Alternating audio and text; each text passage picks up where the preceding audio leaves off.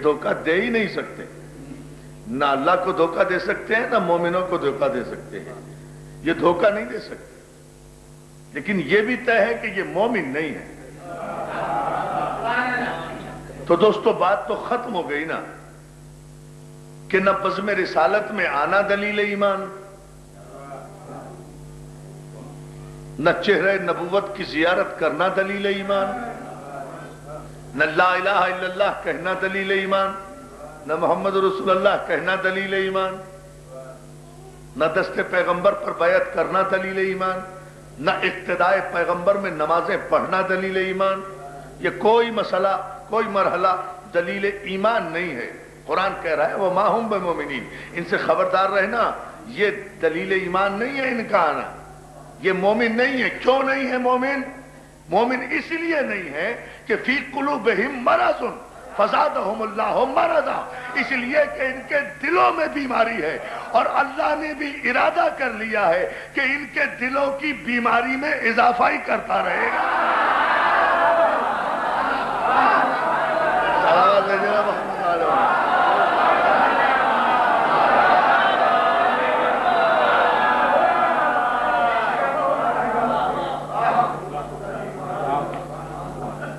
अल्लाह ने भी इरादा ही कर लिया है जब ये, इसलिए कि इनके दिलों में बीमारी है ना।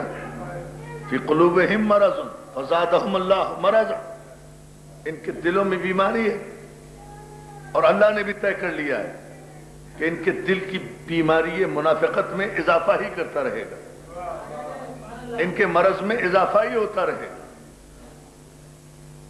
ये धोखा दे रहे हैं अल्लाह को और मोमिनों को, अपने ज़ामिन नाक़िस में धोखा देने की कोशिश कर रहे हैं। ये मोमिन नहीं है। ये कलमा पढ़ते हैं, ये बज़्म में आकर बैठते हैं और जब इनसे कहा जाता है कि ला तुफ़सिदू फ़िल अर्ज़, जमीन पे फसाद न फैलाओ, क्या निशानियां कुरान ने बताई हैं, देखे ना।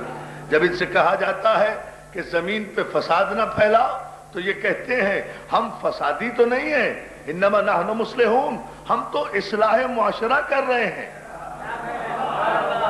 नहीं, गौर नहीं किया आपने दोस्तों, हम फसाद नहीं कर रहे, हम तो इस्लाह कर रहे हैं। तो मालूम यह हुआ कि कुरान ने मुनाफिक की पहचान बता दी कि मुनाफिक कभी भी फसाद बना में फसाद नहीं करेगा, फसाद बना में इस्लाह करेगा। ये करो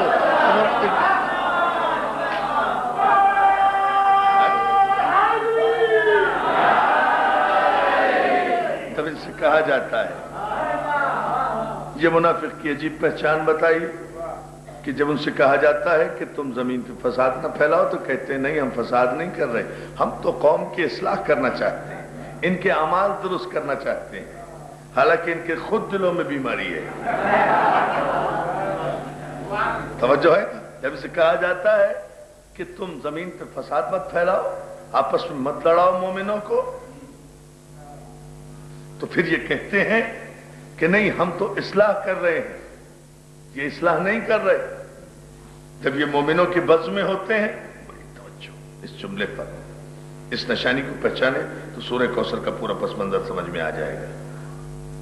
ये जब इनसे कहा जाता है कि जमीन पे फसाद मत फैलाओ तो ये जमीन पर फसाद का इनकार करते हैं, तरदीद करते हैं और कहते हैं कि नहीं, हम तो इस्लाह कर रहे हैं, इस्लाह, हालांकि ये इस्लाह नहीं कर रहे। वइज़ इला शयातीनिहिम, और जब यही लोग अपने शैतानों से खलवत करते हैं, जब आपकी बज़्म में आकर बैठते हैं तो कहते हैं हम अल्लाह पर ईमान लाए, अब यौम आखिरत पर ईमान लाए, लेकिन जब ये अपने शैतानों से सीक्रेट मीटिंग करते हैं, खुफिया मीटिंग करते हैं, खलवत करते हैं, तो कहते हैं कि असल में तो हम तुम्हारे ही साथ हैं, मोमिनों के साथ तो हम मजाक कर रहे हैं। कुरान ने कहा कि ये मोमिनों के साथ क्या मजाक करेंगे, अल्लाह खुद इनका मजाका उड़ा देगा, अल्लाह खुद इनका सलवा देने। आप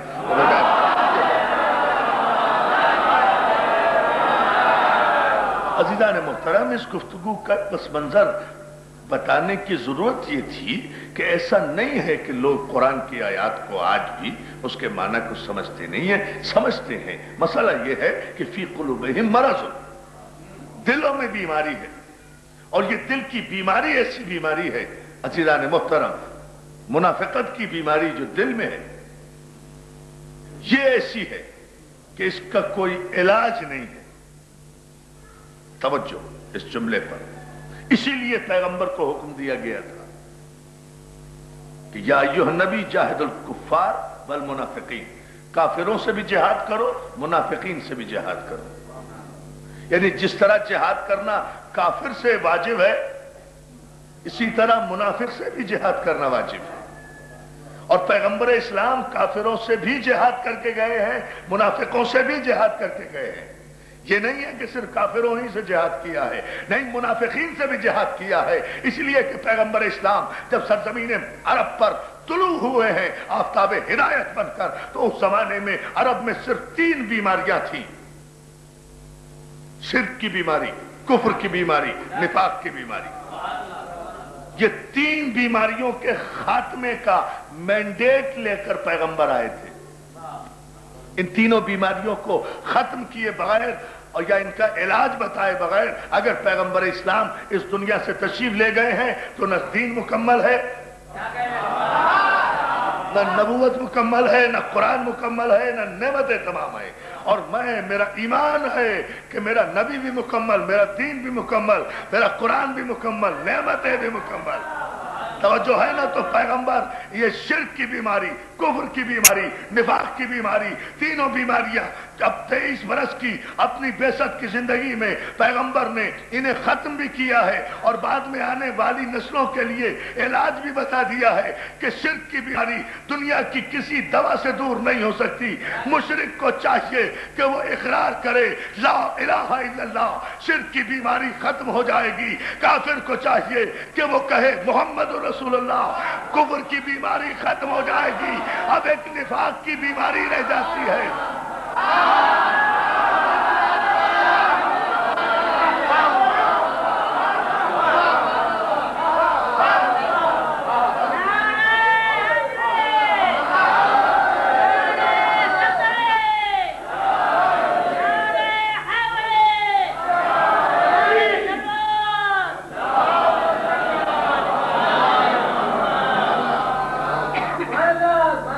ایک مشرک نے کہا لا الہ الا اللہ، شرک کی بیماری ختم۔ اس نے کہا محمد رسول اللہ، کفر کی بیماری ختم، مسلمان ہو گیا۔ لیکن پتہ کیسے چلے کہ مومن ہے یا منافق ہے؟ پتہ کیسے چلے کہ مومن ہے یا منافق ہے؟ منافقت کی بیماری اتنی شدید تھی کہ اس کے لیے کسی دوا کی ضرورت نہیں تھی، ایک انجیکشن کی ضرورت تھی۔ توجہ ہے نا؟ اس کے لیے کسی مکسچر کی ضرورت نہیں تھی، کسی انجیکشن کی ضرورت تھی۔ یہ منافقت کی بیماری دل میں ہوتی ہے۔ اس کا پتہ کیسے چلے کہ یہ بیماری دل میں ہے؟ ختم ہو گئی ہے۔ اسی لیے کہا کہ لا الہ الا اللہ اور محمد رسول اللہ کہنے والا مسلمان تو ہو گیا، لیکن اسلام اس کی پیشانی پر نہیں لکھا ہوا۔ پتہ کیسے چلے کہ یہ مومن ہے یا منافق ہے؟ اسی لیے جہاں بھی لا الہ الا اللہ اور محمد رسول اللہ کہنے والوں کا مجمع دیکھو، ان کے درمیان کھڑے ہو کر کہو علی ولی اللہ۔ اگر یہ نعرہ سن کر ان کے درمیان کھڑے ہو کر کہو علی ولی اللہ، اگر علی ولی اللہ سننے کے بعد اس مجمع میں سے کسی کا چہرہ پھول کی طرح کھل اٹھے تو مومن ہے، یا علی کہنے سے چہرہ بگڑ جائے تو منافق ہے۔